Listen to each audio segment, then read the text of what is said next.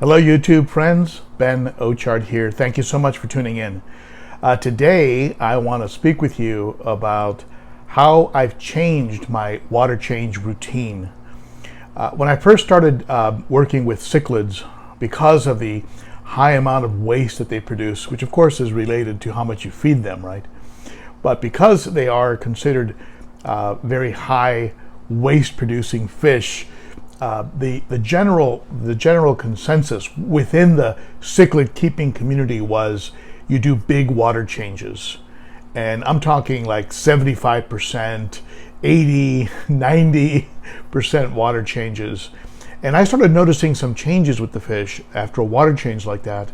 I'd notice some shimmying, where the fish would vibrate, would kind of vibrate suddenly and then swim off.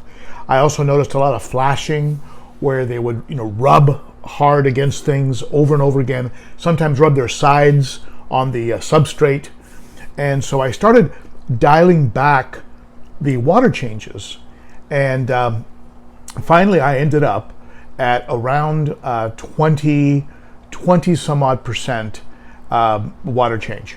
And really just about the amount of water that I would remove from the tank when vacuuming the tank. Now, this tank behind me, even though it looks very, very clean, this substrate is actually deceptive. This substrate actually disguises or hides, if we can actually focus on it a little bit better there, it actually hides the amount of waste and detritus. And if I showed you the tube, the siphon tube that I use and how much waste it pulls out, it's amazing how much these fish actually produce. But really, when I'm done with that water change, I'm about down to, about right here, maybe. Now, also keep in mind that I'm pulling water out of the sump, so that pulls also a larger amount of water out. But I think overall, I end up 20%, maybe max. And the fish don't seem stressed. They don't seem overly aggressive after I change the water like that. And the reason I'm even bringing this up is because in going through some of the cichlid keeping and fish keeping Facebook groups, I came across another post where a person talked about how all the measurements in their tank were perfect, and after a significant water change, they lost almost their entire stock.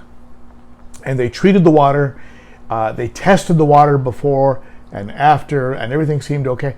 So obviously, something occurred that shocked the fish. I suspect maybe a very large pH shift occurred. Sometimes water treatment places will add something, especially if you've had a lot of rain and runoff. They can superchlorinate the water or did something that was too strong for whatever water conditioner you were using to take care of. So I think overall, you're reducing the odds of shocking your fish by reducing the percentage down to, let's say, about 20%. And I think you'll still provide enough nitrate reduction and enough relief so the fish will actually do okay. And I think your fish will do a lot better in a slightly elevated nitrate than they will in a sudden shift of pH or a sudden addition of, let's say, something like a large amount of chloramine or chlorine or something that you didn't treat strongly enough because you didn't realize that the local water treatment center added some super dose because of some recent rain. So that's my advice. Take a look at your fish after a water change.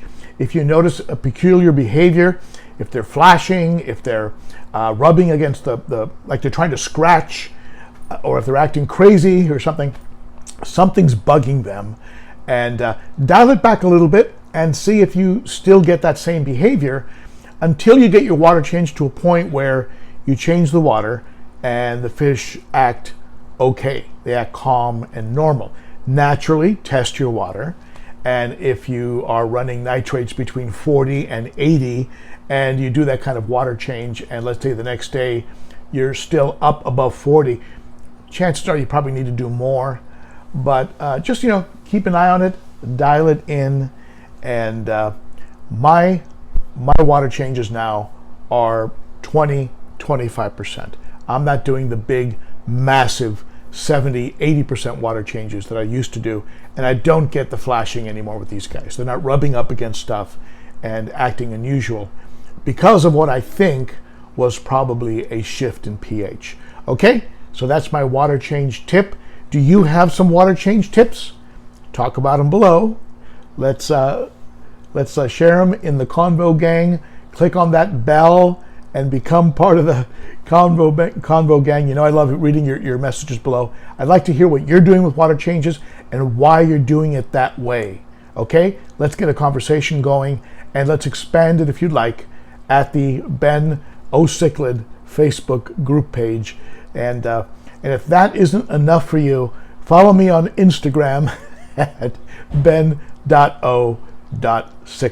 Thank you so much for tuning in. You are always appreciated, and that's it for me.